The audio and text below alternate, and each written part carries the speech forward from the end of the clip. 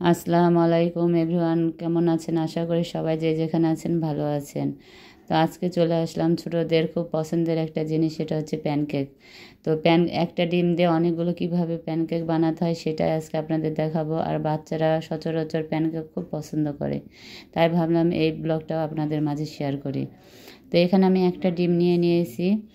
আর হচ্ছে যে এখানে একটা ডিম নিয়ে ভালোভাবে ফেটে নিচ্ছি। আর এখানে আমি আজকে চিনি ব্যবহার করব না, গুড়টা ব্যবহার করব। খেজুরের লালি গুড়টা ব্যবহার করব। তো চিনিটা আপনারা চিনিটাও অ্যাড করতে পারেন, গুড় না থাকলে। এটা আপনাদের পার্সোনাল ব্যাপার, অসুবিধা নেই।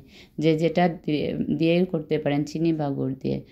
গুড় দিলে বাচ্চাদের কাছে একটু অন্যরকম টেস্ট আসবে, ভালো লাগবে খেতে। তো এখানে আমি সয়াবিন তেল আর ডিমটা ভালো করে ফেটে নিয়েছি। আর এখানে আমি গুড় দিয়ে দিলাম, এটা লালি গুড় খেজুরের, সেটাই ব্যবহার করছি। তো ভালো করে এটা মিক্সচার করার পরে আমি দেখতেই পাচ্ছেন ভালো একটা ফেনালো টাইপের একটা ভাব চলে এসেছে। এখন আমি এখানে একে একে উপকরণগুলো দিতে থাকবো। তো এখানে আমি ভ্যানিলা এসেন্স দিয়ে দিলাম। আপনার হাফ চামচের মতো ভ্যানিলা এসেন্স দিয়ে দেবেন, তাহলে ডিমের গন্ধটা আর আসবে না, ভালো একটা সুঘ্রাণ বের হবে।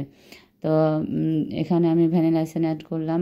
আর আমি এখানে সুজিটাও ব্যবহার করব 3 টেবিল চামচ পরিমাণের।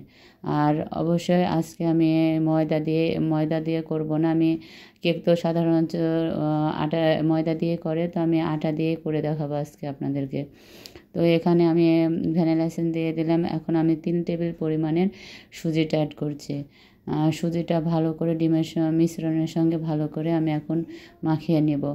তো হ্যান্ড মাখিয়ে নিলাম। এখন আমি ভালো করে এটা করে মাখিয়ে নেওয়ার পরে এখানে আমি আটা অ্যাড করব।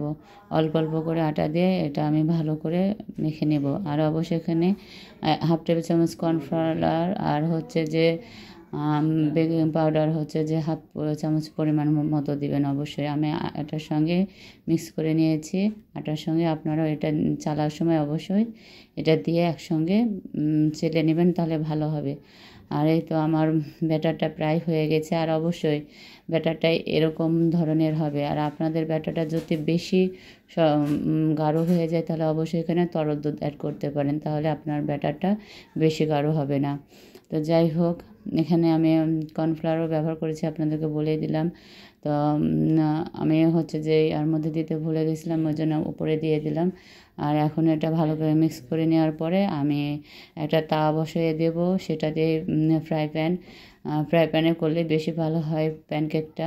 তো প্যানকেকটার জন্য আমি তাওয়াটা বসিয়ে দিয়েছি, ওটা এখন ভালো করে গরম করে নিব। তারপরে আমি ওটা আর অবশ্যই আমার চ্যানেলটা যদি আপনাদের কাছে নতুন হয় অবশ্যই সাবস্ক্রাইব করবেন। আর নতুন নতুন রেসিপি পেতে অবশ্যই আপনারা কমেন্ট করবেন। আর যদি রেসিপিটা ভালো লেগে থাকে তাহলে লাইক, শেয়ার এবং কমেন্ট করবেন।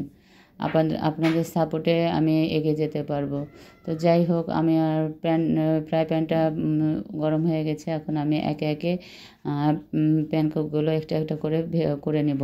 তো যাই হোক, একটা ডিম দিয়ে অনেকগুলো প্যানকেক হয়ে গেছে। সুস্বাদু। অবশ্যই ভালো থাকবেন। আল্লাহ হাফেজ। আর ছোটো বাচ্চাদের জন্য অবশ্যই ট্রাই করে দেখতে পারেন প্যানকেক।